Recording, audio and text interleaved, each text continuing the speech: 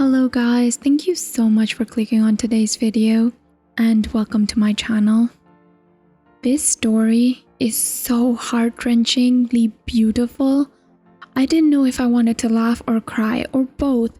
It sounds like something out of a movie, it honestly does, and I'm like tearing up right now. Oh my god, it just hits you right in the heart. Okay, I'm not gonna say much more. Please give it a chance. This is one of the most beautiful stories that I've ever read. If you do enjoy it, please do give it a thumbs up. Anyways, onto the story. When I was 15 years old, I ran away from home because I was pissed off at my parents for a reason I can't remember. I didn't have much money, so I decided to hop onto the SkyTrain, which is public transportation in British Columbia, and ride it as far as it would go. I reached the end of the line in less than an hour and decided that I wanted to ride it all the way back again while trying to formulate some kind of plan on how I wanted to live the rest of my life without my parents or anyone. At the last stop, or the first stop depending on your perspective of it, a girl came on and sat in the row right behind me. I didn't pay much attention to her at first, as I was busy writing my life plan on a napkin. It was a few minutes later that she got up and came and sat right next to me, curious as to what I was writing. I told her the story, and after a few laughs, we began talking about everything and anything. Her name was Amanda, and she was 17 years old and absolutely wonderful. She told me that she was getting off at the last stop, which was also the first stop depending on how you look at it. It was also the stop that I had gotten on originally, and I told her that we would ride to it together. The train ride took less than an hour, and what a wonderful hour it was indeed. When the last stop did come, we both knew that we probably wouldn't see each other ever again. This was before the days of cell phone, and I was a shy little kid, afraid to make moves. As we got to the end of the sidewalk, which split into two different directions, she went right and I went left. Before saying goodbye, she turned to me and asked me a question that has become a wonderful part of my life. She asked me, "Tell me something you've done or want to do that you think I should do. It could be anything, as challenging as you want it to be, or as easy. As long as you give me the rest of my life to complete it, I promise I will do it." I was confused as to why, but I thought about it and I told her, "Sing a song a cappella in a room full of strangers." She said perfect, and asked me if I would like a challenge as well. I told her I did, and she told me, "Read from the start to finish Ulysses by James Joyce." I'd never heard of it at the time, but I agreed, and we said our goodbyes. I have an awful memory, and I can't remember most conversations I have with most people. But I remember all of that clearly. Do you know why? Because of the challenge she gave me. In the 12 years that have passed since, I've tried to read that book in over 150 different settings. Every time I open my copy of the 780-page monster of a book, I always think of her, and I always think of that day. I've never been sure if it was her intent or not, but she left her lasting memory on me with that challenge. I soon after learned that what she did was a completely wonderful and amazing thing for me. So I decided to keep it going. I've met a lot of strangers in my life, some that have become friends and some, due to living in different time zones or whatnot, didn't. I don't want to just have experiences and then let them go. I want to remember these meetings and embrace the fact that they happened. So, whenever I leave someone who has left an amazing impact on my life, I always make sure to add them to my Ulysses bucket list. I ask them to give me a challenge, as difficult or as easy as they want it to be, and regardless of the fact that they have done it or not, simply something their heart has wanted to do. Some have been easy and fun. I met a man in India 9 years ago who told me, for a week or a month, cook or buy twice as much food as I intended on eating, and give the other half to a stranger in need. I completed that mission 8 years ago, and I thought about that man and the time we had all the way through. I met a girl on a cruise 6 years ago who told me to jump into a body of water on a slightly cold day without touching or feeling the temperature of the water first. I did that the very same year.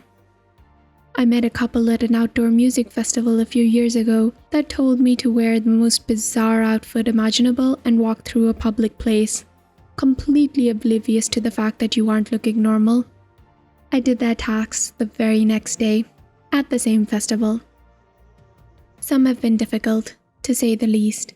3 guys I met in Amsterdam and smoked all night with told me to go to a mall and give 10 strangers 10 presents.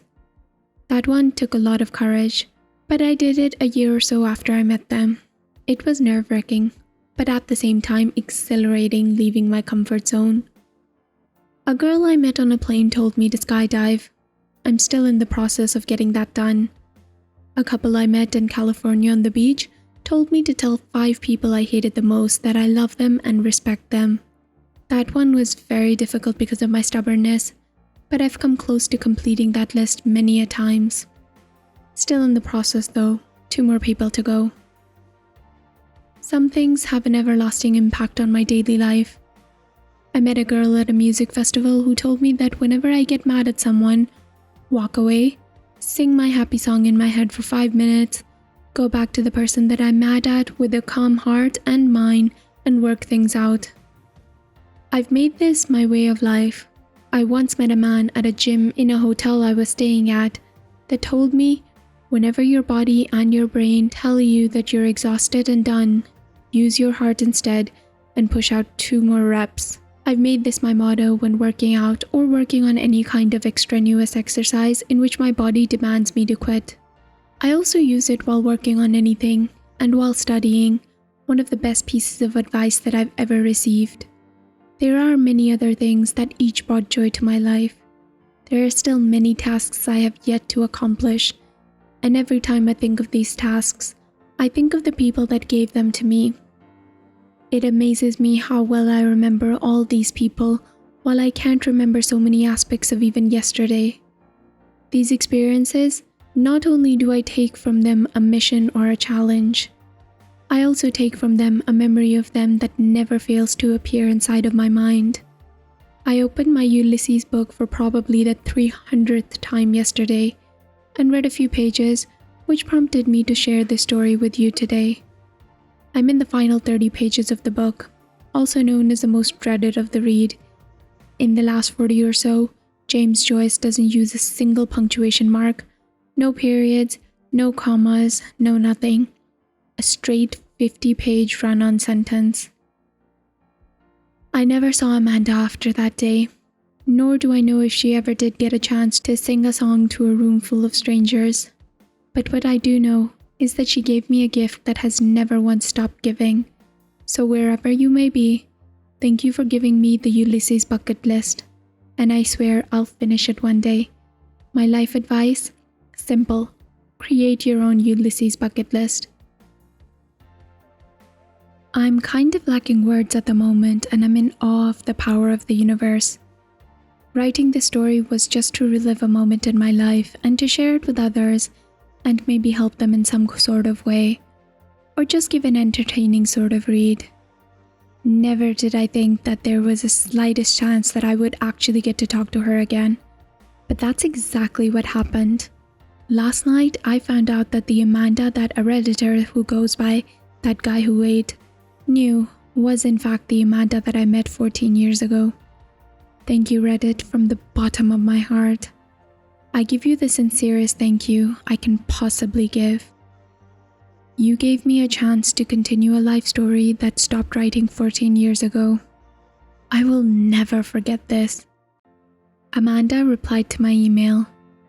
Her picture matches the face of the girl that I remember, and her side of the story matches exactly as well.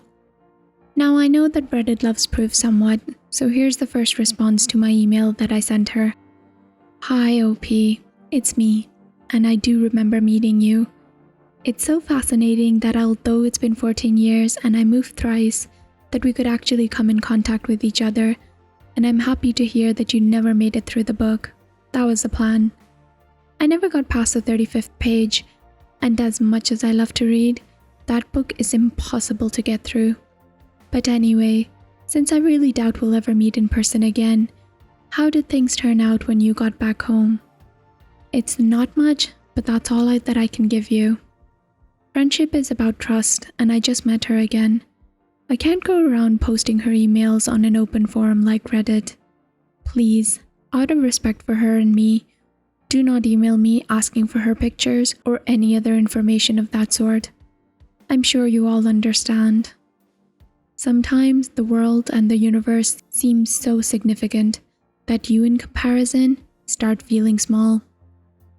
I can't yet put into words how thankful I am to all of you for reading my story, upvoting it for visibility, and helping me find the Redditor who in turn led me to her. It blows my mind when I really start to think about it. She lives in Georgia now, so it's unlikely that I will ever get to see her again. But, as this story is proof, weirder things have happened. Thank you, Reddit. I will really never forget what you did for me. From the bottom of my heart, thank you. OP then added, for those of you asking, she sang in front of strangers for a few times, but that wasn't the challenge. The challenge was to do it a cappella. I think it's kind of beautiful in a way that she hasn't done hers and I haven't finished Ulysses. Still 30 pages away. I told her maybe one day we could Skype and I could read her the last page of Ulysses and she could set up her camera in a bar or a coffee shop somewhere and just start singing. We'll keep you all posted if and when we do finish the original 2 list items. We do have the rest of our lives to complete them. So guys, what did you think about it? Am I not correct when I say that my heart is in pieces and I don't know if it's because of joy or just whatever beauty is in this universe? Oh my god, this was so beautiful. As you could have probably guessed, a lot of Redditors really love the idea of the bucket list, and because Reddit is sort of a community where people with like-minded interests come together, a lot of them encouraged OP to start a subreddit, and they have. It's called r/Ulysses bucket list, and it's essentially a subreddit where individuals can go trade stories or challenges, especially those that are unique and pleasant. And it currently has 17,900 members. I just think that this is so beautiful. It's such a wonderful thing to come out of this. Anyhow, I'm going to stop fangirling. This was beautiful. It was wonderful. I hope that you enjoyed it, and I hope that it brought a smile to your face, as it did mine. If you did like it, please give it a thumbs up, and please subscribe if you'd like to hear more stories from Reddit with updates.